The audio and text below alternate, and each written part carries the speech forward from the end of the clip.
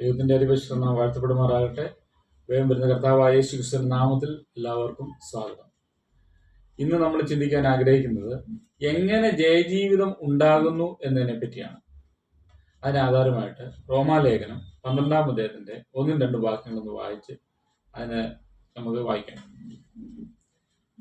സഹോദരന്മാരെ, ഞാൻ ദൈവത്തിന്റെ മനസ്സലി ഓർപ്പിച്ച് നിങ്ങളെ പ്രബോധിപ്പിക്കുന്നത്, നിങ്ങൾ ബുദ്ധിയുള്ള ആരാധനയായി നിങ്ങളുടെ ശരീരങ്ങളെ ജീവനും വിശുദ്ധിയും ദൈവത്തിന് പ്രസാദവുമുള്ള യാഗമായി സമർപ്പിപ്പീൻ.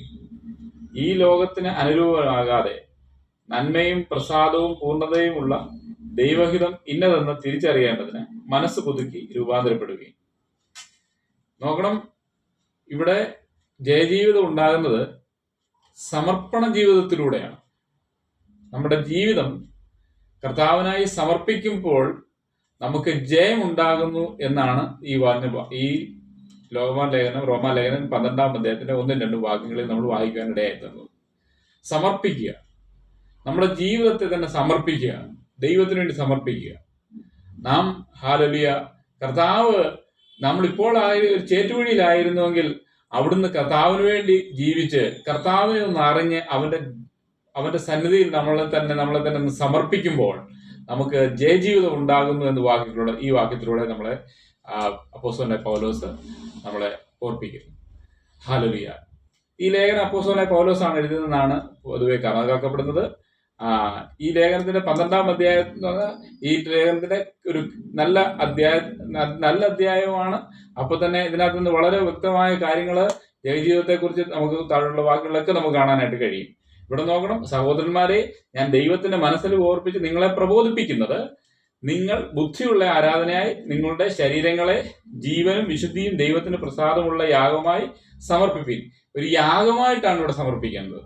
യാഗം എന്ന് പറയുമ്പോൾ നമുക്കറിയാം, അബ്രഹാം ഇസ്ഹാക്കിനെ യാഗം കഴിക്കാനായിട്ട് കൊണ്ടുപോകുന്നു. അവിടെ ഹല്ലേലൂയ, പോകുന്ന വഴിയിൽ അബ്രഹാമിനോട് ഇസ്ഹാക്ക് ചോദിക്കുന്നു, അപ്പ തീയും വിറകും ഉണ്ട്, യാഗവസ്തു എവിടെ എന്ന് അവിടെ ചോദിക്കുന്നു. യാഗവസ്തുവോടില്ല. ഇസ്ഹാക്കിനെ തന്നെയാണ് അവിടെ യാഗമായി സമർപ്പിക്കേണ്ടത്. ഹല്ലേലൂയ. അബ്രഹാമിന്റെ ഉറച്ച വിശ്വാസത്താൽ കർത്താവ് തനിക്ക് തന്റെ പ്രായമാകുന്ന ഈ വയസ്സായ സമയത്ത് ദൈവം കൊടുത്ത ആൺതലമുറയെ യാഗമായി സമർപ്പിക്കാനായിട്ട് കൊണ്ടുപോവുകയാണ്. ഇതുപോലെ നമ്മളെ തന്നെ നാം ഒന്ന് സമർപ്പിക്കുമ്പോൾ ഹല്ലേലൂയ, അങ്ങനെയുള്ള യാഗമായി നമ്മളെ തന്നെ സമർപ്പിക്കാനായിട്ടാണ് ഈ വാക്യത്തിലൂടെ വായിക്കുന്നത്. നമ്മളെ തന്നെ സമർപ്പിക്കുക, നമ്മുടെ ജീവിതം കർത്താവിന് വേണ്ടി സമർപ്പിക്കുക. മരണം വരെയും കർത്താവിന് വേണ്ടി ജീവിക്കാനും ഈ കർത്താവിന് വേണ്ടി മരിക്കുവാനായിട്ട് നാം തയ്യാറാകുന്ന ഹല്ലേലൂയ, പ്രൈസ് ദി ലോർഡ്, ആ അവസ്ഥയിലേക്ക് വരുമ്പോൾ അതാണ് പ്രൈസ് ദി ലോർഡ്, നന്മയും പ്രസാദവും പൂർണ്ണതയുമുള്ള ദൈവഹിതം ഇന്നത് തിരിച്ചറിയുന്നത് മനസ്സ് പുതുക്കി രൂപാന്തരപ്പെടുമെന്ന് അടുത്ത വാക്യം നമ്മൾ വായിക്കുന്നു. നമ്മളത് രൂപാന്തരപ്പെട്ട് നമ്മളെ തന്നെ ഒന്ന് സമർപ്പിക്കുന്നുവെങ്കിൽ നമ്മുടെ ജീവിതത്തിൽ വളരെ അനുഗ്രഹത്തിനും ജയജീവിതം ഉണ്ടാകുന്നതിനും കാരണമായി തീരും. Hallelujah, praise the Lord. നാം ഭയപ്പെട്ട് നിൽക്കുന്നവരായിട്ടല്ല, നമ്മുടെ ഭയമെല്ലാം മാറ്റിയിടണം. ഹല്ലേലൂയ. നമ്മുടെ ജീവനെ, കർത്താവ് പറയുന്നത്, നമ്മുടെ ജീവനെ കളയുന്നുവെങ്കിൽ നമ്മളതിനെ നേടും, നമ്മൾ നേടുവാൻ എത്തിച്ചാൽ അതിനെ നമ്മൾ കടയും എന്നാണ് പറയുന്നത്. അപ്പോൾ നമ്മുടെ ജീവിതം മരണത്തിനായിട്ട്, അതായത് കർത്താവിന് വേണ്ടി മരിക്കാനായിട്ട് നാം തയ്യാറായി നിൽക്കുക. അങ്ങനെയുള്ള ഒരു യാഗമായിട്ട്, കർത്താവിന്റെ യാഗമായിട്ട് നമ്മളെ തന്നെ സമർപ്പിക്കുന്നുവെങ്കിൽ ഹല്ലേലൂയ, പ്രൈസ് ദി ലോർഡ്, നമുക്ക് ജയജീവിതം ഉണ്ടാകുന്നു എന്നാണ് ഈ വാക്യത്തിലൂടെ നമ്മളെ പഠിപ്പിക്കുന്നത്. ഹല്ലേലൂയ. ഈ വാക്യം, ഹല്ലേലൂയ, സ്തോത്രം, നമ്മൾ കാണാതെ പഠിച്ച് നമ്മൾ ഈ വാക്യം നമ്മുടെ ഹൃദയത്തിൽ നമ്മൾ എഴുതി വെച്ചിട്ട് ഈ വാക്യം നമ്മൾ പറഞ്ഞ് അത് നമ്മുടെ ജീവിതം ഹല്ലേലൂയ കർത്താവിന് വേണ്ടി ഒന്ന് സമർപ്പിച്ച് നോക്കിയേ, കർത്താവ് അത്ഭുതം നമ്മുടെ ജീവിതത്തിൽ നടക്കുവാനിടയായിട്ട്. നമ്മളൊരു പരാജയപ്പെട്ട ജീവിതമാണോ എങ്കിൽ നമ്മൾ ഈ വാക്യങ്ങളുടെ ദൈവം നമ്മളെ അനുഗ്രഹിക്കാൻ ഇടയായിത്തീരും. നമുക്ക് ജയജീവിതം ഉണ്ടാകുവാൻ ഇടയായിത്തീരുമെന്നാണ് ഹല്ലേലൂയ വായിക്കുന്നത്. നമ്മുടെ ജീവിതം കർത്താവിന് വേണ്ടി സമർപ്പിക്കുക. ഹല്ലേലൂയ. അതിന്റെ പ്രൈസ് ദി ലോർഡ്, ഹല്ലേലൂയ. ഇവിടെ നോക്കണം, ജനസിസ് ഉൽപ്പത്തി പുസ്തകം 2-ാം അധ്യായത്തിന്റെ 7-ാം വാക്യത്തിൽ വായിക്കുന്നത് ഇപ്രകാരമാണ്. ഹല്ലേലൂയ, സ്തോത്രം. 2-ാം അധ്യായം 7-ാം വാക്യം, നീ നന്മ ചെയ്യുന്നുവെങ്കിൽ പ്രസാദം ഉണ്ടാകില്ലയോ? നീ നന്മ ചെയ്യുന്നുവെങ്കിലോ പാപം വാതിൽക്കൽ കിടക്കുന്നു, അതിന്റെ ആഗ്രഹം നിന്നോടാകുന്നു, നീയോ അതിനെ കീഴടക്കണം എന്ന് കൽപ്പിച്ചു. ആദാമിനോട് ദൈവത്തിന്റെ സ്വരൂപത്തിലും സാദൃശ്യത്തിലും സൃഷ്ടിക്കപ്പെട്ട ആദാമിനോട് കർത്താവ് പറയുന്നത് ഇങ്ങനെയാണ്, നീ നന്മ ചെയ്യുന്നുവെങ്കിൽ ഹല്ലേലൂയ, സ്തോത്രം. നീ നന്മ ചെയ്യുന്നുവെങ്കിലോ പാപം വാതിൽക്കൽ കിടക്കുന്നു. പാപം വാതിൽക്കൽ കിടക്കുന്നു, അതിന്റെ ആഗ്രഹം നിന്നോടാകുന്നു, നീയോ അതിനെ കീഴടക്കണമെന്ന് പറയുന്നു. ഹല്ലേലൂയ. അപ്പൊ നമ്മുടെ ജീവിതം കൊണ്ട് പാപത്തെ നാം കീഴടക്കേണ്ടതായിട്ടുണ്ട്. ഹല്ലേലൂയ. നമ്മുടെ സമർപ്പണ ജീവിതത്തിലൂടെ, അതായത് പാപം നമ്മുടെ അവയവങ്ങളെ നമ്മൾ സമർപ്പിക്കുകയാണ് ചെയ്യുന്നത്. പാപത്തിൽ നമ്മളെ, ഹല്ലേലൂയ, സ്തോത്രം, നാം അവിടുന്ന് നാം വിട്ടോടി കർത്താവിന് വേണ്ടി സമർപ്പിക്കുക, ജീവിതം സമർപ്പിക്കുക എന്നാണ് പറയുന്നത്. ഹല്ലേലൂയ. നമ്മുടെ സമർപ്പണ ജീവിതത്തിലൂടെ നമുക്ക് ജീവിതം ഉണ്ടാകുന്നു. പാപമൊഴിച്ച് കർത്താവ് എങ്ങനെ നമുക്ക് ജീവിക്കാനുള്ള റൈറ്റ് ദൈവം നമ്മളോട് പറയുന്നില്ല. ഹല്ലേലൂയ, സ്തോത്രം. നമ്മുടെ ജീവിതം കർത്താവിന് ഹിതമാകുന്ന രീതിയിൽ, അതായത് പാപം ചെയ്യാതെ കർത്താവിന് വേണ്ടി സമർപ്പിക്കുന്നുവെങ്കിൽ നാം ജീവിതത്തിന് ഉടമയായി തീരുകയാണ് ചെയ്യുന്നത്. അതാവിനോട് അങ്ങനെയാണ് ദൈവം കൽപ്പിച്ചിരിക്കുന്നത്. Hallelujah, praise the lord. Hallelujah.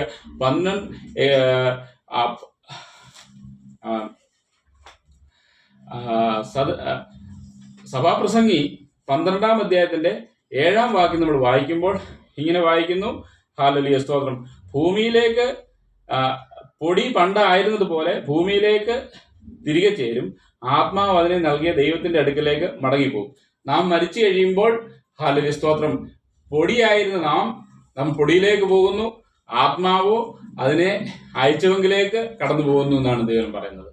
അത് നാം ഭയപ്പെടേണ്ട കാര്യമില്ല. നമ്മളെ ഈ പൊടിയിൽ നിന്നാണ് ദൈവം നമ്മളെ സൃഷ്ടിച്ചിരിക്കുന്നത്. ഈ പൊടിയിലേക്ക് തന്നെയാണ് നമ്മൾ കടന്നു പോകുന്നത്. നമ്മുടെ ശരീരം പോകുന്നു, പക്ഷെ ആത്മാവോ ദൈവം അയച്ച അവങ്കിലേക്ക് തന്നെ തിരികെ പോവുകയാണ്. Hallelujah, praise the Lord. നമുക്ക്, ഹല്ലേലൂയ, ഒരു ദൈവം നമ്മളെ പഠിപ്പിക്കുന്നത് നമുക്ക് ആകെ ഒരു ജീവിതമേ ഉള്ളൂ. ഈ ജീവിതം കൊണ്ട് നമ്മൾ സന്തോഷിച്ച്, ഈ ജീവിതത്തെ നമ്മൾ കർത്താവിന് വേണ്ടി സമർപ്പിച്ച് കർത്താവിന് വേണ്ടി പോവുക. ഹല്ലേലൂയ, സ്തോത്രം. ആത്മാവ് അവന്റെ അയച്ചവെങ്കിലേക്ക് കടന്നു, നമ്മുടെ ദൈവത്തിന്റെ അടുത്തെങ്കിലേക്ക് കടന്നു പോവുക. ഹല്ലേലൂയ. അപ്പൊ ദൈവത്തിന്റെ അടുക്കിലേക്ക് കടന്നു പോകണമെങ്കിൽ നാം രക്ഷിക്കപ്പെടണം. കർത്താവ് യേശു ക്രിസ്തുവിനെ നമ്മൾ സ്വന്തം രക്ഷിതാവായി സ്വീകരിക്കണം.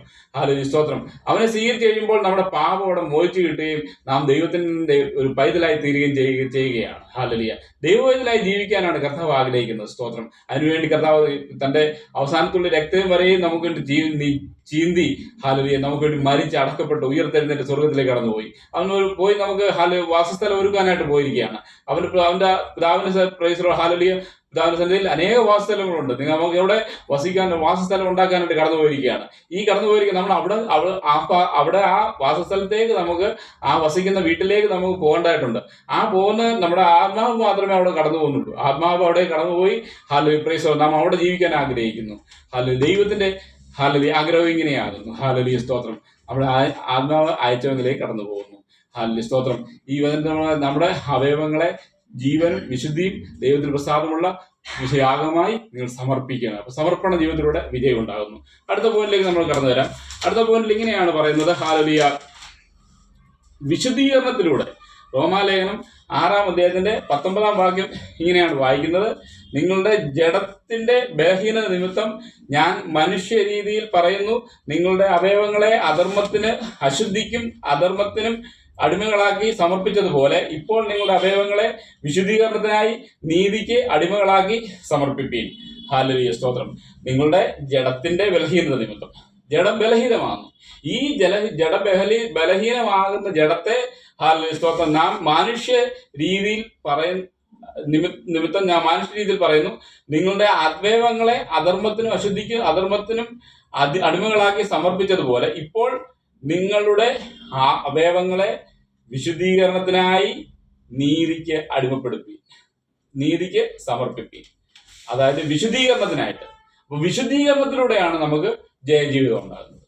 ഹല്ലേലൂയ. ഇവിടെ ഈ വാക്യം പണ്ട്, ഹല്ലേലൂയ, സ്തോത്രം, ഈ കർത്താവിനെ അറിഞ്ഞ് സഭയിലേക്ക് കടന്നു വന്ന്, ഹല്ലേലൂയ, സ്തോത്രം, സ്നാനപ്പെട്ട് രക്ഷിക്കപ്പെട്ട്, ഹല്ലേലൂയ, സ്തോത്രം, സഭയിലേക്ക് കടന്നു വന്ന വ്യക്തി പണ്ട് പാപത്തിന് അടിമകളായിരുന്നു. അപ്പൊ പാപത്തിന് അടിമകളായിരുന്ന സമയത്ത്, ഹല്ലേലൂയ, സ്തോത്രം, അവർ അവിടെ എങ്ങനെ ജീവിച്ചോ, ബലഹീനത, ഈ ജഡത്തിന്റെ ബലഹീനത മൂലം അവർ മാനുഷ്യ രീതിയിൽ അവര് ആയിരുന്നോ, അതുപോലെ, ഹല്ലേലൂയ, ആകാതെ നമ്മുടെ അവയവങ്ങളെ വിശുദ്ധീകരണത്തിനായിട്ട് നീതിക്ക് അടിമകളായി സമർപ്പിക്കുക. വിശുദ്ധീകരണത്തിലൂടെയാണ് നീതീകരണം ഉണ്ടാകുന്നത്. ഹല്ലേലൂയ, സ്തോത്രം. അപ്പൊ വിശുദ്ധീകരണം എന്ന് പറയുന്നത് നമ്മുടെ മനസാക്ഷി കർത്താവിന്റെ രക്തം മൂലം, ഹല്ലേലൂയ, സ്തോത്രം, കഴുകി വെടിപ്പാക്കി, ഹല്ലേലൂയ, സ്തോത്രം, കഴുകി വെടിപ്പാക്കി ദൈവത്തിന് ഇഷ്ടമുള്ള രീതി, അതായത് അവന്റെ വിശുദ്ധിക്ക് തക്കവണ്ണം, അവന്റെ മുൻപിൽ നടക്കുവാൻ തക്കവണ്ണമായ വിശുദ്ധിയിലേക്ക് നാം കടന്നു വന്ന്, ആ വിശുദ്ധിയിലൂടെ നാം കടന്നുപോയി വിശുദ്ധീകരണത്തിലൂടെ സ്തോത്രം നാം ദൈവസന്നിധിയിലേക്ക് അടുത്ത് പാപം കൂടാതെ മാത്രമേ ദൈവസന്നിധിയിലേക്ക് അടുത്ത് ചെല്ലാനായിട്ട് കഴിയത്തുള്ളൂ. അപ്പം യേശുക്രിസ്തുവിന്റെ രക്തമാണ് നമ്മളെ വിശുദ്ധീകരിക്കുന്നത്. ആ വിശുദ്ധീകരണത്തിലൂടെ ജയജീവിതം നമുക്കുണ്ടാകുന്നു. ദൈവത്തിന്റെ അടുക്കം ചെല്ലുന്നവർക്ക് മാത്രമേ ജയജീവിതം ഉണ്ടാകുന്നുള്ളൂ.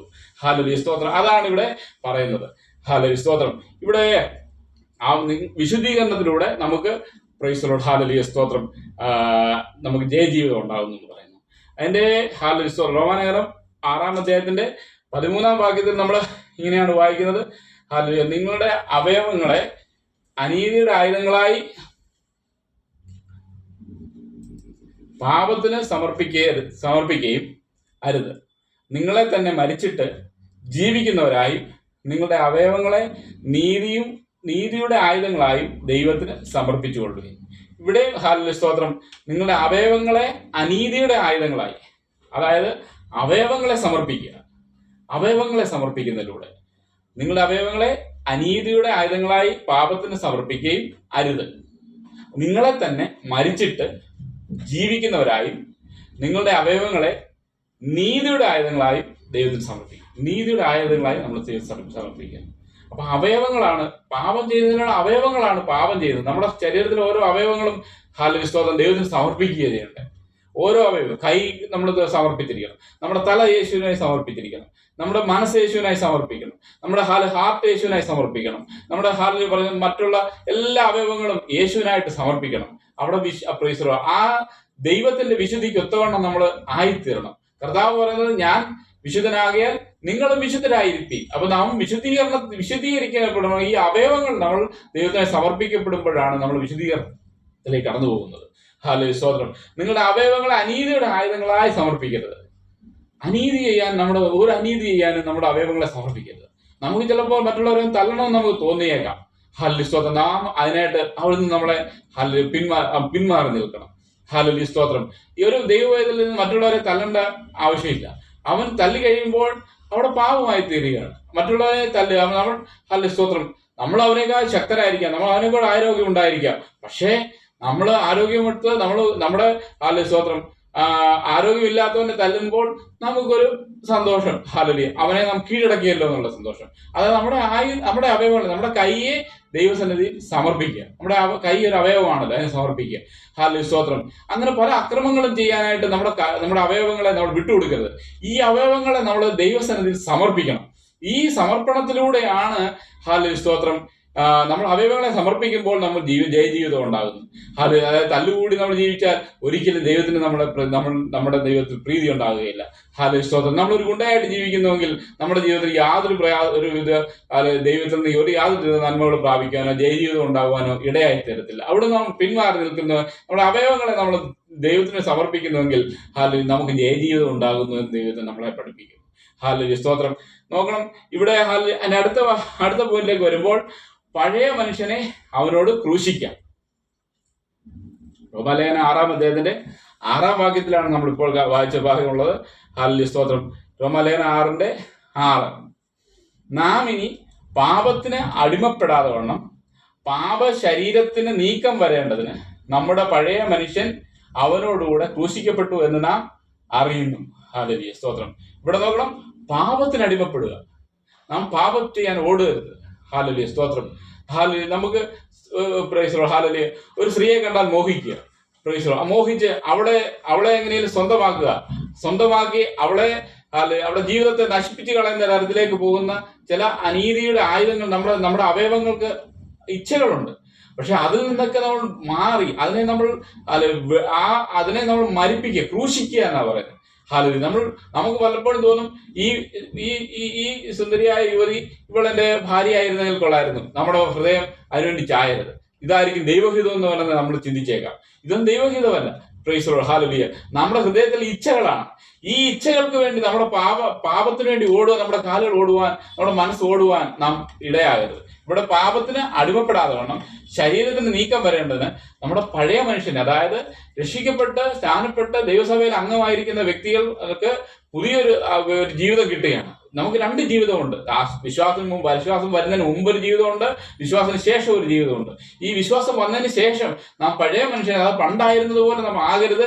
Price Lord. അങ്ങനെ പഴയ മനുഷ്യനെ കർത്താവിനോട് ക്രൂശിക്കുന്നുവെങ്കിൽ അത് നമുക്ക് ജയജീവിതം ഉണ്ടാകുന്നു. പഴയ മനുഷ്യൻ, അതായത് പുതിയതായിട്ടുള്ള മനുഷ്യന് മാത്രമേ നമുക്ക് സ്തോത്രം. പുതിയതായിട്ട് ഉള്ള മനുഷ്യൻ എന്ന് പറയുമ്പോൾ രക്ഷിക്കപ്പെട്ട് സ്നാനപ്പെട്ട് ദൈവസഭയോട് ദൈവത്തെ സത്യത്തിലും ആത്മാവിലും ആരാധിക്കുന്ന വ്യക്തികളെയാണ് പുതിയ മനുഷ്യൻ വിളിക്കുന്നത്. അപ്പോൾ പഴയ മനുഷ്യൻ എന്ന് പറയുന്നത് ഇതൊന്നും ഇല്ലാതെ പ്രൈസ് ലോർഡ് ലോകത്തിനടിമകളായി പിശാചിനടിമകളായി ശരീരത്തിന്റെ ഇച്ഛകൾക്ക് വേണ്ടി പോകുന്ന വ്യക്തികളുണ്ട്. അങ്ങനെ പോയി ജീവിക്കാതെ അതിനെയൊക്കെ ക്രൂശിച്ച് പുതിയൊരു ജീവിതം പ്രൈസ് ലോർഡ് പഴയ മനുഷ്യനെ ഉപേക്ഷിച്ച് പുതിയ മനുഷ്യനെ ധരിച്ചിരിക്കുന്ന നാം സ്തോത്രം അവന് വേണ്ടി നാം ജീവിക്കുന്നുവെങ്കിൽ, സഭയിലെ അംഗമായി കർത്താവിന് വേണ്ടി നിൽക്കുന്നുവെങ്കിൽ നമുക്ക് ജയജീവിതം ഉണ്ടാകുന്നു എന്നാണ് വായിക്കുന്നു. പലർക്കും ഇന്ന് ജയജീവിതം ഇല്ല, പലർക്കും സന്തോഷമില്ല. പല ജീവിതത്തിലും പ്രൈസ് ലോർഡ് അവരുടെ ജീവിതത്തിൽ ഭയങ്കര പ്രയാസങ്ങളും എന്നും വഴക്കുകളും, സമാധാനമില്ല, സ്വസ്ഥതയില്ല, മദ്യപാനം, സ്തോത്രം, പുകവലി, അതായത് മയക്കുമരുന്നുകൾ, ഇതിനൊക്കെ അടിമകളായി സുബോധം നഷ്ടപ്പെട്ട് ഈ പിശാചിനെയും ലോകത്തിനു വേണ്ടി ജീവിച്ച വ്യക്തികൾക്ക് ജീവിത വിജയം ഉണ്ടാകുന്നില്ല. ജീവിതത്തിൽ എങ്ങനെ വിജയം ഉണ്ടാകും? അവരുടെ ജീവിതത്തിലൊന്നും ഒരു മാറ്റവും ഇല്ല. പക്ഷെ ദൈവത്തിനോട് പറയുന്നു, പഴയ മനുഷ്യനെ ക്രൂശിക്കാം, ആ മനുഷ്യനെല്ലാം ക്രൂശിക്കണം. നാം പണ്ട് തല്ലുകാരനായിരുന്നു. ആ തല്ലുകാരനായിരുന്ന സമയത്ത് അത് നമുക്ക് ജയജീവിതം ഉണ്ടാകുന്നില്ല. Praise Lord. പണ്ട് നാം പണ്ട് പെണ്ണുപിടിയനായിരുന്നു, പക്ഷെ നമുക്ക് ജയജീവിതം ഉണ്ടാകുന്നില്ല. ഇന്നും കുടുംബത്തിൽ അസ്വസ്ഥത, കുടുംബകലഹം, ഇങ്ങനെയൊക്കെ ജീവിക്കുന്നവർക്ക് ജയജീവിതം ഉണ്ടാകുന്നില്ല. ഇതാണ് നമ്മുടെ കാരണം. ജയജീവിതം ഉണ്ടാകുന്നതിന്റെ കാരണം ഇങ്ങനെയൊക്കെയുള്ള നമ്മുടെ പഴയ മനുഷ്യനെ ക്രൂശിക്കാത്തത് കൊണ്ടാണ്. പലരും സഭയിൽ വരുന്നുണ്ടെങ്കിലും അവർക്കും ജയജീവിതം ഇല്ലാതെ ജീവിക്കുന്ന അനേകരുണ്ട്. ഈ ജയജീവിതം ഉണ്ടാകണമെങ്കിൽ നമ്മുടെ പഴയ മനുഷ്യനെ ക്രൂശിക്കണം. പാപത്തിന് അടിമപ്പെടരുത്. നമ്മൾ അതിൽ നിന്ന് മാറി നിൽക്കണം. ഈ പാപത്തിൽ നിന്ന് ഒഴിഞ്ഞ് നമ്മൾ ഒഴിഞ്ഞ് നടക്കുന്നെങ്കിൽ നമുക്ക് ജയജീവിതം ഉണ്ടാകുന്നു ദൈവം നമ്മളെ പഠിപ്പിക്കുന്നു. ഒരു പുതിയ കർത്താവ് ആഗ്രഹിക്കുന്നത് നമ്മൾ ജയാളികളായി തീർന്നതാണ്. ദൈവത്തിന്റെ മക്കൾ ജയാളികളായി തീർന്നതാണ് യേശുവിന്റെ ആഗ്രഹം. യേശു അതിനു വേണ്ടിയാണ് കടന്നു വന്നതും മരിച്ചതും. നമ്മുടെ ജീവിതം ഒരു മാറ്റം ഉണ്ടാകുന്നതിന് വേണ്ടിയാണ് കർത്താവ് കടന്നു വന്നത്. അത് ദൈവത്തിന് അതുകൊണ്ട് നമ്മൾ ജയജീവിതം ഉണ്ടാകുന്നത് നമ്മൾ അനുഗ്രഹിക്കപ്പെടുകയാണ് ചെയ്യുന്നത്. ഇങ്ങനെ ആ ജയജീവിതം ഉണ്ടായി അനുഗ്രഹിക്കപ്പെടാൻ കർത്താവ് നമ്മളെ വിളിക്കുന്നത് അതിനുവേണ്ടിയാണ്. ദൈവത്തിന്റെ ആഗ്രഹം അതാണ് നന്മയും പൂർണ്ണതയും പ്രസാദമുള്ള ദൈവഹിതം ഇന്നതെന്ന് തിരിച്ചറിയണം. മനസ്സ് പുതുക്കി രൂപാന്തരപ്പെടുക എന്ന് പറയുന്നത്. ഇത് മനസ്സ് പുതുക്കിയാൽ മാനസാന്തരപ്പെട്ടവർക്ക് മാത്രമേ ഈ ജയജീവിതത്തെ കുറിച്ച് മനസ്സിലാക്കാനായിട്ട് കഴിയത്തുള്ളൂ. അല്ലാത്തവർക്ക് കാണാൻ കഴിയത്തില്ല. സ്തോത്രം. ഇതിനെ നമ്മൾ നോക്കിയ പഴയ മനുഷ്യനെ അവനോട് ക്രൂശിക്കുക. കർത്താവിന്റെ കാൽവരി ക്രൂശിൽ നാം എല്ലാ കൈയും കാലും എല്ലാം ക്രൂശിച്ചതുപോലെ നമ്മുടെ കർത്താവ് ക്രൂശിനോട് ചേർന്ന് നമ്മുടെ എല്ലാ അവയവങ്ങളെയും നാം ക്രൂശിച്ച് അതിനെ അടിമപ്പെടുത്തി നമ്മൾ ജീവിക്കുന്നെങ്കിൽ നമുക്ക് ജയജീവിതം ഉണ്ടാകാനായിട്ട് കഴിയും. ജയമാണ് നമ്മുടെ ജീവിതത്തിൽ ഉണ്ടാകുന്നത്. Praise Lord. പണ്ട് നമ്മൾ എങ്ങനെ ആയിരുന്നു എന്നല്ല, ഇപ്പോൾ നമ്മൾ എങ്ങനെ ആയിരിക്കുന്നു എന്നാണ് ദൈവം നോക്കുന്നത്. ഇപ്പോൾ നമ്മൾ കർത്താവിന് പൈതലായിട്ട് ജീവിക്കുന്നുവെങ്കിൽ ഇപ്പോൾ നമുക്ക് പ്രൈസ് ലോർഡ് ജയജീവിതം ഉണ്ടാകാനായിട്ട് കഴിയുന്നു. സ്തോത്രം. ദൈവത്തിന്റെ പരിശുദ്ധാത്മാവാണ് നമ്മൾ ഇതിനെല്ലാം സഹായിച്ചുകൊണ്ടിരിക്കുന്നത്. സ്തോത്രം. അതിന്റെ അടുത്ത വാക്യം നമ്മളിങ്ങനെയാ വായിക്കുന്നത്. അടുത്ത ഭാഗത്തെ വാക്യം, ക്രിസ്തുവിൽ ദൈവത്തിനായി ജീവിക്കണം. റോമാലേഖനം 6-ാം അധ്യായത്തിന്റെ 1-ാം വാക്യത്തിൽ വായിക്കുന്നു. 6-ാം അധ്യായത്തിന്റെ 1-ാം വാക്യം, ആകയാൽ നാം എന്തു പറയേണ്ടു? കൃപ പെരുകേണ്ടതിന് പാപം ചെയ്തിരിക്കുന്നുണ്ടോ എന്നോ ഒരു നാൾ വരുത്. സ്തോത്രം. ആകയാൽ നാം എന്ത് പറയാൻ? കൃപ പെരുകേണ്ടതിന് പാപം ചെയ്തുകൊണ്ടിരിക്കുന്നു. പാപം ചെയ്യരുതെന്നാണ് ഇവിടെ വായിക്കുന്നത്. പാപത്തിന് അടിമകളാകരുത്.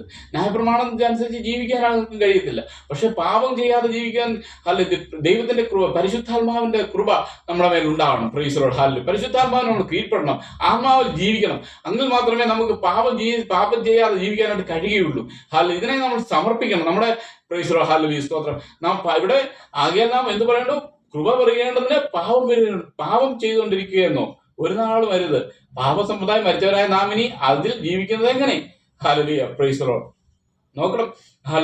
ആ പഴയ പ്രൈസ് ലോർഡ് നോക്കണം. ക്രിസ്തുവിൽ ദൈവത്തിനായിട്ട് ജീവിക്കുക. ക്രിസ്തുവിൽ ദൈവത്തിനായി ജീവിക്കുക. നമ്മുടെ ജീവിതം നമ്മൾ കർത്താവിന് വേണ്ടി അങ്ങ് കൊടുക്കുക. സ്തോത്രം. അവിടെയാണ് ജയജീവിതം ഉണ്ടാക്കുന്നത്. സ്തോത്രം. ക്രിസ്തുവിൽ ദൈവത്തിനായി ജീവിക്കുക. നമ്മളൊരു ക്രിസ്ത്യാനിയായി തീർന്നു. പിന്നെ നമ്മൾ ദൈവത്തിനായി ജീവിക്കുക. ദൈവം എന്ത് പറയുന്നു, ദൈവം എന്ത് ആഗ്രഹിക്കുന്നു, അത് മനസ്സിലാക്കി ജീവിക്കുക. അതിനുവേണ്ടി നമ്മൾ ഹൃദയങ്ങളെ വിട്ടുകൊടുക്കുക. അതിനായി നമ്മൾ ജീവിക്കുക. പ്രൈസോ ദൈവം പറയുകയാണ്. പ്രൈസോ നമ്മൾ സ്തോത്രം. നമ്മൾ പ്രൈസോ നമ്മൾ തുടർന്ന് ദൈവവചനം വിലക്കുന്ന കാര്യങ്ങളിലേക്ക് നാം പോകരുത്. ദൈവവചനം സ്തോത്രം പറയുന്നു, നീ മോഷ്ടിക്കരുത്. മോഷ്ടിക്കരുത് എന്ന് പറയുമ്പോൾ അതിൽ നമ്മൾ പ്രൈസ് അതിൽ നിന്ന് നമ്മൾ വേർപെട്ടിരിക്കുക. പ്രൈസ് നമ്മൾ മോഷ്ടിക്കാൻ പോകരുത്. ദൈവവേദന യേശുവിനെ രക്ഷകനായി സ്വീകരിച്ച വ്യക്തിക്ക് പിന്നെ മോഷ്ടിക്കേണ്ട കാര്യമില്ല. പ്രൈസ് നമുക്ക് ഈ ലോകത്തിലുള്ള എല്ലാം കർത്താവ് നമുക്ക് തരും. മുമ്പേ അവന്റെ രാജ്യനീതി അന്വേഷിക്കുക, അവരോട് ഇതൊക്കെ നിങ്ങൾക്ക് ലഭിക്കുന്നതിന്റെ ദൈവത്തിന്റെ വചനം പറയുന്നത്. മോഷ്ടിക്കാൻ പോകരുത്. ഒരു കാര്യം കണ്ടു, നമ്മൾ അതിനെ മോഹിച്ചു, അതിനെ നമ്മൾ എടുത്തു, അത് നമുക്ക് സ്വന്തമാക്കണം. ഈ മോഷണ സ്വഭാവം നമ്മൾ കളയണം. ഹാലലിയ. ഇതിന് പാപം ചെയ്തുകൊണ്ടിരിക്കുന്നു, അത് ദൈവത്തിന് ഇഷ്ടമല്ല, അത് ദൈവഹിതമല്ല. പ്രൈസ് അത് നമ്മൾ മോഷ്ടിച്ചെടുക്കരുത്. മറ്റുള്ളവന്റെ സ്വത്തിനെ നമ്മൾ ആഗ്രഹിക്കരുത്. മറ്റുള്ള സ്വത്തിനെ നമ്മൾ മോഹിക്കരുത്. മോഹിച്ചു കഴിയുമ്പോൾ അവിടെ പാപം വരികയാണ്. അത് പാപമായി തീരുകയാണ്. ആഹാനെ കുറിച്ച് നമുക്കറിയാം. അവന് സ്വർണ്ണവും വെള്ളിയെല്ലാം അവൻ അവിടുന്ന് മോഷ്ടിച്ചെടുത്തു കഴിഞ്ഞപ്പോഴത്തേക്ക് ദൈവത്തിന്റെ കോപം ദൈവത്തിന്റെ ഇടയിൽ വന്നു. ആരാണ് മോഷ്ടിച്ചതെന്ന് യോശുവ അവസാനം കണ്ടെത്തിയത് ആഖാനെയാണ്. ആഖാനെ ദൈവം നശിപ്പിച്ചു കളഞ്ഞായിട്ടാണ് വായിക്കുന്നത്. ആ ദൈവത്തിന് ഹിതമല്ലാത്തത് അവൻ മോഷ്ടിക്കരുതെന്നാണ്. ഹാലലി സ്തോത്രം. അവനത് ദൈവത്തിന് ഹിതമില്ലാത്തത് ചെയ്തു. അവനവിടെ പരാജയപ്പെട്ടു പോകാനും അവൻ പട്ടുപോകാനായിട്ട് ഇടയായി തീരുകയാണ്. ദൈവം അവനെ നശിപ്പിച്ചു കളഞ്ഞു. ഈ ഭൂമിഭാഗത്തു നിന്ന് അവനെ നീക്കിക്കളഞ്ഞു. അങ്ങനെയാണ് ദൈവത്തിന്റെ ദൈവം വിലക്കുന്ന കാര്യങ്ങളെ നമ്മൾ ചെയ്യരുത്. അതാണ് പാപം എന്ന് പറയുന്നത്. ദൈവഗീതം ദൈവഗീതമല്ല എന്നും അതിലേക്ക് നാം കയറത്തരുത്. ഹാലലിയ സ്തോത്രം. ഹാലലിയ. അങ്ങനെയുള്ള കാര്യങ്ങൾ നാം ഒരിക്കലും അതിനുവേണ്ടി നമ്മൾ ഓടരുത്.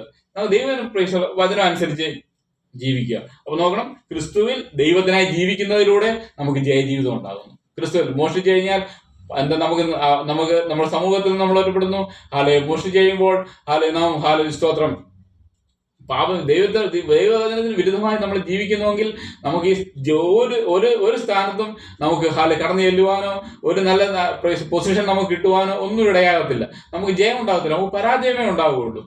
പ്രൈസറോ കുറച്ചു നാൾ നമ്മൾ മോഷ്ടിച്ചു കഴിയുമ്പോൾ ആരും അറിയുന്നില്ലല്ലോ എന്ന് വിചാരിച്ച് നമ്മൾ കുറെ നാളൊക്കെ അത് മൂടി വെച്ചേക്കാം. പക്ഷേ ഒരു ദിവസം കൊണ്ട് അതിന്റെ മൂടി പുറത്ത് നിന്ന് നമ്മളെ നമ്മൾ അതിനെ മോഷ്ടിച്ചെന്ന് നമ്മൾ അറിയുക, നമ്മൾ പാപം ചെയ്തു എന്ന് ഒരു സമയമാകുമ്പോഴത്തേക്ക് ദൈവം അത് തെളിയിക്കും.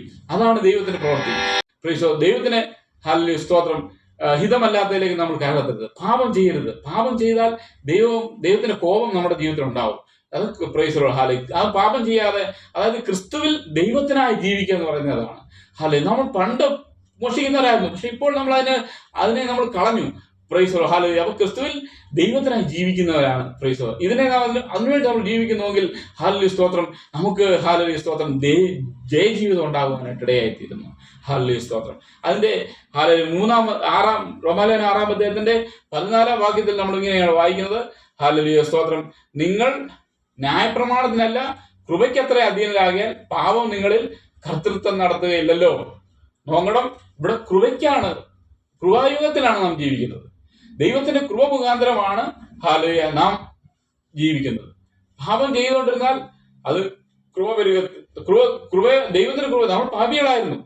ഇപ്പോൾ നാം ദൈവത്തിന് വേണ്ടി സമർപ്പിച്ച് കഴിയുമ്പോൾ നമ്മൾ പാപം നമ്മുടെ ജീവിതത്തിൽ നിന്ന് നമ്മൾ മാറ്റിക്കളാൻ നമ്മുടെ വിശുദ്ധീകരണത്തോടെ ജീവിതം നയിച്ചു കഴിയുമ്പോൾ ദൈവം ആഗ്രഹിക്കുന്നത് സ്തോത്രം നാം പാപം ചെയ്യാതെ ജീവിക്കണം എന്നാണ്. പാപം ചെയ്തു കഴിയുമ്പോൾ നാം കർത്താവിന് വേണ്ടി കടന്നു വന്നത്, കർത്താവിന് വേണ്ടി നമ്മൾ ജീവിച്ചു, സമർപ്പിച്ചു, എല്ലാം ചെയ്തു. പക്ഷെ പിന്നെ നമ്മൾ പാപം ചെയ്ത് ചേറ്റുകുഴിയിലേക്ക് പോയി കഴിഞ്ഞാൽ ദൈവത്തിന് അത് വളരെ ദുഃഖമാണ്. അവിടെ നമ്മൾ ചിലപ്പോൾ നമുക്ക് രക്ഷപ്പെട്ടേക്കാം. അതാണ് കൃപ എന്ന് പറയുന്നത്. അർഹതയില്ലാത്തടത്ത് ലഭിക്കുന്ന ദാനത്തെയാണ് കൃപ എന്ന് പറയുന്നത്. അങ്ങനെ നാം ജീവിക്കുന്നുവെങ്കിൽ സ്തോത്രം, അങ്ങനെ ജീവിച്ചാൽ നമുക്ക് ജയജീവിതം ഉണ്ടാകുകയില്ല. ഇതിൽ നിന്നും നമ്മൾ മാറി നിൽക്കുക. ഈ ലോകത്തോട് നമ്മൾ അനുഭവപ്പെടാതെ നമ്മൾ മാറി നിൽക്കണം. ഇങ്ങനെയാണ് ദൈവത്തിന്റെ സ്തോത്രം ദൈവം ആഗ്രഹിക്കുന്ന ജീവിതം നയിക്കേണ്ടത്. അതിലൂടെ നമുക്ക് ജയജീവിതം ലഭിക്കുന്നു. ഹാലലുയ സ്തോത്രം. അതിന്റെ പഴയ മനുഷ്യനെ കുഴിച്ചിടണം. 6-ാം അധ്യായത്തിന്റെ 14-ാം വാക്യത്തിൽ ഇങ്ങനെയാണ്, പഴയ മനുഷ്യനെ കുഴിച്ചിടുന്നതിലൂടെ. പഴയ മനുഷ്യനെ നമ്മൾ കുഴിച്ചിടുകയാണ്, പിന്നെ അവൻ പൊങ്ങി വരുത്തില്ല. ഹാലലി സ്തോത്രം. മരണം കഴിഞ്ഞ് കഴിഞ്ഞാൽ ഹാലലി സ്തോത്രം ഒരുത്തൻ മരിച്ചു കഴിയുമ്പോൾ അവനെ അടക്കം ചെയ്തു. അവനെ മണ്ണിനടിയിൽ അടക്കം ചെയ്തു കഴിയുമ്പോൾ അതാണ് അവിടെ കൊണ്ട് അവന്റെ ജീവിതം ഈ ലോകത്തിൽ അവസാനിക്കുകയാണ്. അവനെ പിന്നെ ആരും കാണുന്നില്ല. ഇതുപോലെ പാപത്തെ നാം കുഴിച്ചിടണം. സ്തോത്രം. കുഴിച്ചിടുക. ഈ കുഴിച്ചിട്ട വ്യക്തി പിന്നെ ഒരിക്കലും ഉയർത്തെഴുന്നേക്കരുത്. അതിന് നമ്മൾ പാപം ചെയ്ത് അതിനോട് നമ്മൾ വിട പറയുകയാണ്. ഈ ലോകത്തോട് നാം അനുരൂപപ്പെടാതെ നാം അതിനുവേണ്ടി കുഴിച്ചിടപ്പെട്ടവരാകണം. ഹാലലുയ. പാപം പിന്നെ പാപം ചെയ്തുകൊണ്ടിരുന്നു കഴിഞ്ഞാൽ നമുക്ക് ജയജീവിതം ഉണ്ടാകത്തില്ല. പാപികളെ ദൈവം അനുഗ്രഹിക്കത്തില്ല. നമ്മുടെ എന്നാത് പാപം? പാപം എന്ന് പറഞ്ഞാൽ ദൈവത്തിന്റെ വചനം അനുസരിച്ച് ദൈവത്തിന്റെ വചനത്തിൽ പാപത്തെക്കുറിച്ച് ശക്തമായി പറയുന്നുണ്ട്. പാപം എന്ന് പറയുന്നത് അതിനെക്കുറിച്ച് ഗ്രീക്ക് പദം ഹമാർഷ്യ എന്ന വാക്കാണ് പാപത്തെക്കുറിച്ച് ഇവിടെ പറഞ്ഞിരിക്കുന്നത്. പാപം അതായത് ഉന്നം തെറ്റുക. ഒരു അമ്പെയ്ത്തുകാരൻ അതിന്റെ ലക്ഷ്യസ്ഥാനത്തേക്ക് അമ്പ് ഇടുമ്പോൾ ആ ലക്ഷ്യസ്ഥാനത്ത് കൊള്ളാതെ മാറിയ ആ അമ്പ് മാറി വേറെ സ്ഥാനത്തേക്ക് പോകുമ്പോൾ അവിടെ നിന്നുകൊണ്ട് പറയുന്ന വാക്കാണ് ഹമാർഷ്യ, അതായത് ലക്ഷ്യം തെറ്റിപ്പോയി. ഹാലലുയ, പ്രൈസ് ദി ലോർഡ്. അതിന്റെ റഫറി വിളിച്ച് പറയുന്നു ഹമാർഷ്യ എന്ന് പറഞ്ഞാൽ തെറ്റിപ്പോയിരിക്കുന്നു. അപ്പം ദൈവം ആഗ്രഹിക്കുന്നത് സ്വർഗത്തിലേക്ക് നമ്മൾ പോവുക, ഉന്നത ജീവിതം ഉണ്ടാകുക, ഇതൊക്കെയാണ് ദൈവം ആഗ്രഹിക്കുന്നത്. പക്ഷേ ഇതിലൂടെ ഹമാർഷ്യ എന്ന് പറയുന്നത് തെറ്റിപ്പോവുക എന്നാണ് അവർക്ക്. അതായത് ദൈവസന്നിധിയിൽ നിന്ന് തെറ്റി ഒഴിഞ്ഞു പോകുന്നതിനാണ് ഹമാർഷ്യ എന്ന് പറയുന്നത്. ഹാലലുയ, സ്തോത്രം. ദൈവത്തിന് തെറ്റി ഒഴിഞ്ഞു പോകാൻ ദൈവം ആഗ്രഹിക്കുന്നില്ല. നാം റൈറ്റ് വേയിൽ ദൈവത്തിനായി ജീവിക്കാൻ ദൈവം ആഗ്രഹിക്കുന്നു. ഹാലലുയ, സ്തോത്രം. അതിലൂടെ നാം ജയജീവിതം ആ പാപത്തെ കുഴിച്ചിടപ്പെട്ടതോടുകൂടെ നാം ജയജീവിതം നമ്മുടെ ജീവിതത്തിൽ ഉണ്ടാകുവാൻ ഇടയായിത്തീരും. Praise the lord. Praise the lord. Hallelujah, സ്തോത്രം. ഇങ്ങനെ ഹാലലുയ, പ്രൈസ് നമ്മൾ ദൈവം ആഗ്രഹിക്കുന്നത് നാം ജയജീവിതം ഉണ്ടാകണമെന്ന് വേണ്ടിയാണ്. അപ്പൊ ജയജീവിതം എങ്ങനെ ഉണ്ടാകുന്നു എന്ന് നമ്മൾ കണ്ടു. ആദ്യം നമ്മൾ വായിച്ചത് എങ്ങനെയാണ്? സമർപ്പണ ജീവിതത്തിലൂടെ. ഹാലലുയ, സ്തോത്രം. നമ്മുടെ ജീവനും വിശുദ്ധിയുള്ള യാഗമായി നമ്മളെ സമർപ്പിക്കുന്നതിലൂടെ, നമ്മുടെ അവയവങ്ങളെ സമർപ്പിക്കുന്നതിലൂടെ, വിശുദ്ധീകരണത്തിലൂടെ നാം ജയജീവിതം ഉണ്ടാകുന്നു. അവയവങ്ങളെ സമർപ്പിക്കുന്നതിലൂടെ, അവയവങ്ങളെ പാപത്തിന് അടിമകളാക്കി മാറ്റാനല്ല, ദൈവത്തിനടിമയായി, ദൈവത്തിന്റെ വചനത്തിനടിമയായി, ദൈവത്തിന്റെ അവന്റെ സന്നിധിയിൽ നിഷ്കളങ്കരുമായിട്ട് നിൽക്കുവാൻ അവയവങ്ങളെ നമ്മൾ സമർപ്പിച്ചു കഴിയുമ്പോൾ നമുക്ക് ജയജീവിതം ഉണ്ടാകുന്നു എന്നുള്ളതായിരിക്കുന്നു. പഴയ മനുഷ്യനെ ക്രൂശിക്കുന്നവരുടെ, പഴയ മനുഷ്യനെ, അതായത് വിശ്വാസത്തിലേക്ക് വരുന്നതിന് മുമ്പുള്ള മനുഷ്യനെ നാം ക്രൂശിച്ച് അവനെ നമ്മുടെ കൈയെ, കാലിനെ, നമ്മുടെ അവയവങ്ങളെ എല്ലാം സ്തോത്രം ദൈവത്തോട് നാം ക്രൂശിച്ച് കഴിയുമ്പോൾ സ്തോത്രം നമുക്ക് ജയജീവിതം ഉണ്ടാകുന്നു നമ്മൾ വായിക്കുന്നു. അതിലൂടെ നമുക്ക് ജയജീവിതം ഉണ്ടാകുന്നു. ക്രിസ്തുവിൽ ദൈവത്തിനായി ജീവിക്കുന്നതിലൂടെ, ക്രിസ്തു യേശുവിലായി നമ്മൾ ജീവിക്കുന്നു. ആ ക്രിസ്തുവിനെ നമ്മൾ കണ്ടെത്തി കഴിയുമ്പോൾ ദൈവം പറയുന്നതനുസരിച്ച് ജീവിക്കുക, ദൈവത്തിനായിട്ട് ജീവിക്കുക, അവൻ ആഗ്രഹിക്കുന്ന നിലയിൽ നമ്മൾ ആയിത്തീരുക. ഇതിലൂടെ നമുക്ക് ജയജീവിതം ഉണ്ടാകുന്നു. പഴയ മനുഷ്യനെ കുഴിച്ചിടപ്പെടുന്നവരോട്, പഴയ മനുഷ്യനെ രക്ഷിക്കപ്പെടുന്നതിന് മുമ്പ് ആയിരുന്ന മനുഷ്യനെ നാം കുഴിച്ചിടപ്പെട്ട് നമ്മളൊരു പുതിയ ജീവിതം തുടങ്ങി കഴിയുമ്പോൾ ആ പഴയ മനുഷ്യനെ കുഴിച്ചിട്ട് അവനെ അവന്റെ എല്ലാം അവിടെ തീർക്കുകയാണ്. പിന്നെ അവൻ പൊങ്ങി ഉയർത്തെഴുന്നേറ്റ് വരരുത്. നമ്മൾ പണ്ട് യേശുവിന് വേണ്ടി സമർപ്പിക്കപ്പെട്ട വ്യക്തിയാണെങ്കിൽ ഇപ്പോൾ നമ്മൾ അതിനെ കുഴിച്ചിടപ്പെട്ട് കഴിയുമ്പോൾ നാം ജയജീവിതം നമ്മുടെ ജീവിതത്തിൽ ഉണ്ടാകുന്നു. പിന്നീട് അത് ഉണ്ടാകാൻ ഇടയാകരുത്. അങ്ങനെ നമുക്ക് ജയജീവിതം ഉണ്ടാകത്തില്ല, ദൈവത്തിന്റെ പ്രസാദം ഉണ്ടാകാൻ ഇടയായിത്തീരുന്നില്ല. Price the Lord. അങ്ങനെ കഴിയുമ്പോൾ നമുക്ക് ജയജീവിതം ഉണ്ടാകുന്നു നമ്മൾ വായിക്കുന്നു. സ്വതന്ത്രം. ദൈവവചനമാണ് ഒരു മനുഷ്യനെ ഉയർത്തുന്നത്.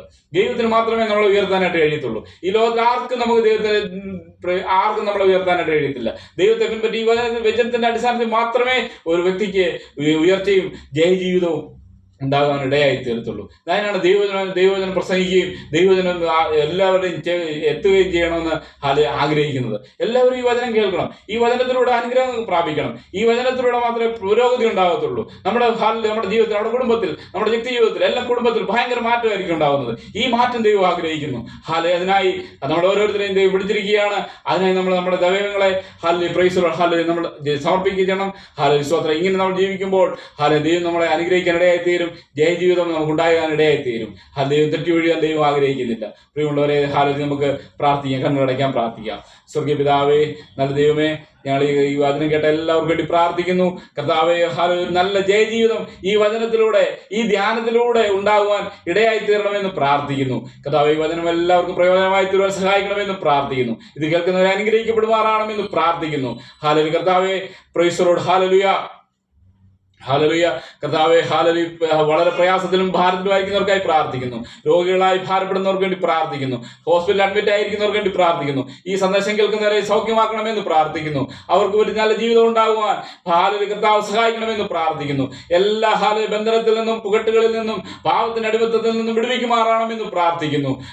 പാവം മനുഷ്യനെ കാർന്നു നിന്ന ഈ ലോകത്ത് അവരെ വീണ്ടെടുക്കുമാറാണെന്ന് പ്രാർത്ഥിക്കുന്നു. ദൈവം ഇവരെയൊക്കെ സഹായിക്കണമെന്ന് പ്രാർത്ഥിക്കുന്നു. അവിടുന്ന് ദൈവസ്ഥാനത്തിലേക്ക് അടുത്ത് വരുവാൻ ഇടയായി തരണമെന്ന് പ്രാർത്ഥിക്കുന്നു. ഈ വചനം അവർക്ക് ആശ്വാസം വിടുതലിനും കാരണമായി തരുവാൻ സഹായിക്കുന്നു. കർത്താവ് അനുഗ്രഹിക്കുമാറണമെന്ന് പ്രാർത്ഥിക്കുന്നു. കുടുംബങ്ങളെ അനുഗ്രഹിക്കണം, വ്യക്തി ജീവിതങ്ങളെ സഹായിക്കണമെന്ന് പ്രാർത്ഥിക്കുന്നു. പ്രാർത്ഥനയുടെ സ്തോത്രം യേശുവിൻ നാമത്തിൽ തന്നെ. ആമേൻ, ആമേൻ, ആമേൻ.